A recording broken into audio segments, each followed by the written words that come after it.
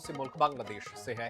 दरअसल खालिदा जिया के बेटे और बीएनपी के कार्यवाहक अध्यक्ष तारिक रहमान 17 साल के स्वैच्छिक निर्वासन के बाद गुरुवार को बांग्लादेश लौट गए।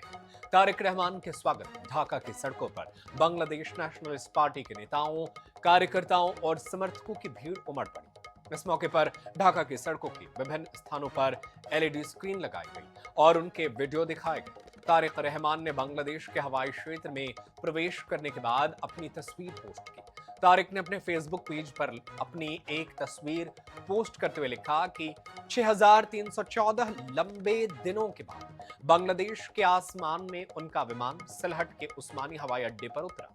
वे बुधवार रात को लंदन के हिथरो हवाई अड्डे से देश के लिए रवाना हुए थे। ढाका में 300 फुट ऊंचे स्वागत स्थल पर हजारों लोग उनका स्वागत करने के लिए मौजूद रहे। आपको बता दें कि तारिक रहमान को बांग्लादेश का अगला प्रधानमंत्री माना जा रहा है और तारिक रहमान भी अपनी मां खालिदा जिया की तरह ही अपने भारत विरोधी रुख के लिए जाने जाते हैं। तो तारिक रहमान खालिदा जिया के बेटे जो है वो 17 सालों के बाद बांग्लादेश लौट गए।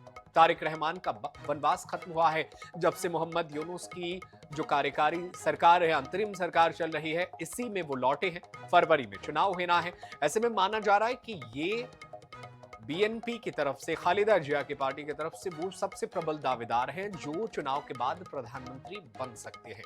तारिक रहमान के पास एक प्लान है। बताया जा रहा है कि ये उसी प्लान के तहत अब काम करने वाले हैं। तारिक रहमान शांति की अपील कर रहे हैं देश में, लेकिन शांति दिख तो नजर नहीं आ रही है।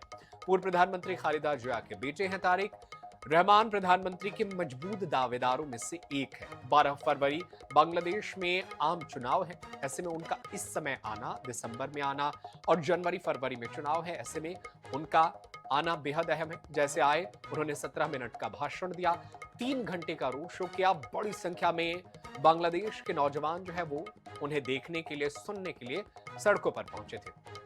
तारिक रहमान का 17 साल का वनवास खत्म हो गया है। दरअसल वो स्वैच्छिक तौर पर वो बांग्लादेश चले गए थे। खालिदा जिया प्रधानमंत्री थी, उस वक्त वो बांग्लादेश में थे, लेकिन इसके बाद से, जब से शेख हसीना की सरकार आई, इसके बाद से वो बांग्लादेश छोड़ चुके थे। ढाका से वो निकल चुके थे, अमेरिका में रह रहे थे।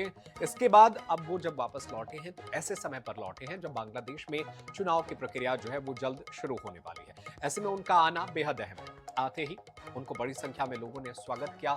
17 मिनट तक वो भाषण दी, हिंसा को उन्होंने गलत बताया और शांति की अपील की। हालांकि उनका रुख भी भारत विरोधी रहा है। साल 2016 में मनी लॉन्ड्रिंग के मामले में 7 साल की उन्हें सजा हो चुकी है, जब बांग्लादेश में शेख हसीना की सरकार थी।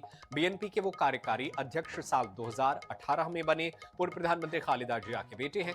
शेख हसीना के तख्ता पलट के बाद कई आरोपों से उन्हें बरी कर दिया गया, यानी वो एक के बाद एक इन चीजों से बाहर निकलते गए। 20 नवंबर 1965 को उनका जन्म हुआ। इंटरनेशनल रिलेशंस में यूनिवर्सिटी ऑफ ढाका से उन्होंने पढ़ाई की है।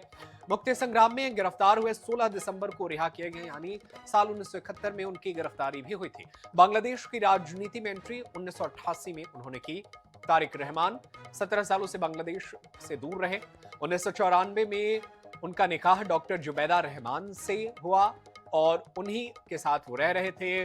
बांग्लादेश के बाहर अवामी लीग की रैली पर ग्रेनेड हमला करने का आरोप, उम्र कैद की उन्हें सजा साल 2004 में सुनाई गई। भ्रष्टाचार के कुल 84 मामलों में सजा उनको सुनाई गई। ऐसे में वो इन तमाम चीजों को देखते हुए ही बांग्लादेश से बाहर रह रहे थे। 2008 में गिरफ्तारी से बचने के लिए लंदन निकल गए और वहीं पर वो स्वैच्छिक निर्वासन जी रहे थे। साल 2014 चुनाव बहिष्कार का ऐलान किया और उन पर राजद्रोह का केस दायर कर दिया गया।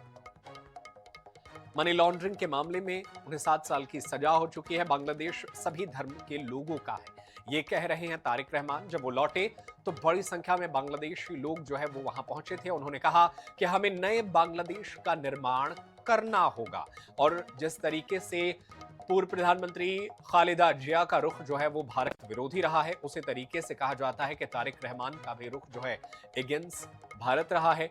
ऐसे में उनका प्रधानमंत्री का दावेदार होना या प्रधानमंत्री बनना ये बेहद अहम मोड़ हो जाएगा भारत और बांग्लादेश के रिश्तों के लिए। उन्होंने कहा कि हम एक सुरक्षित बांग्लादेश चाहते हैं। दरअसल आज जब वो बांग्लादेश पहुंचे तो वहां 17 मिनट उन्होंने भाषण दिया और उसमें वो कई अहम बातें कही। तारिक रहमान का कहना है कि मेरे पास एक बेहतर प्लान है, बांग्लादेश की शांति और गरिमा को बनाए रखना हमेशा हमारी प्राथमिकता होगी। हम सब मिलकर काम करेंगे और अपने एक अच्छे बांग्लादेश का निर्माण करेंगे। तो मेरे पास एक प्लान है, ये कह रहे हैं तारिक रहमान।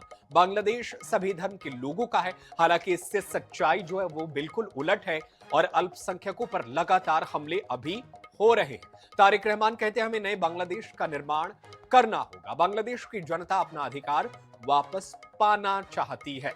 तो तारिक रहमान बांग्लादेश की राजधानी ढाका पहुंचे हैं और उनका ये बयान जो है वो बेहद अहम है। उनका रुख जो है वो भारत विरोधी रहा है हमेशा से। ऐसे में उनका ये कहना कि हम एक सुरक्षित बांग्लादेश बनाना चाहते हैं, कैसा सुरक्षित बांग्लादेश होगा ये तो आने वाले वक्त में और फरवरी में चुनाव नतीजे आने के बाद ही देखने को मिलेगा।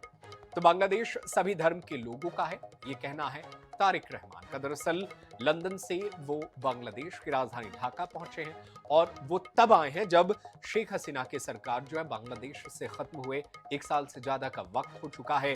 बांग्लादेश में जो अंतरिम सरकार मोहम्मद यूनुस की है, जो लगातार जो है भारत विरोधी कई ऐसी गतिविधियों को आगे बढ़ा रही है, उसका समर्थन करती हुई नजर आ रही है, जिससे बांग्लादेश में अल्पसंख्यकों और भारत विरोधी नजर आता है। हालांकि आधिकारिक तौर पर बांग्लादेश की अंतरिम सरकार इसका जो है वो खंडन करती रही है, लेकिन जिस तरीके से बांग्लादेश में अल्पसंख्यकों पर हमला हो रहे हैं, अब चुनाव के नतीजे आने के बाद से पता चलेगा कि बांग्लादेश का रुख क्या रहने वाला है। लेकिन तारिक रहमान का कहना उनके पास एक बेहतर प्लान है। ऐसे में देखना होगा कि कैसे उनके पास वो बेहतर प्लान से वो किस तरीके से बांग्लादेश को आगे लेकर जाते हैं।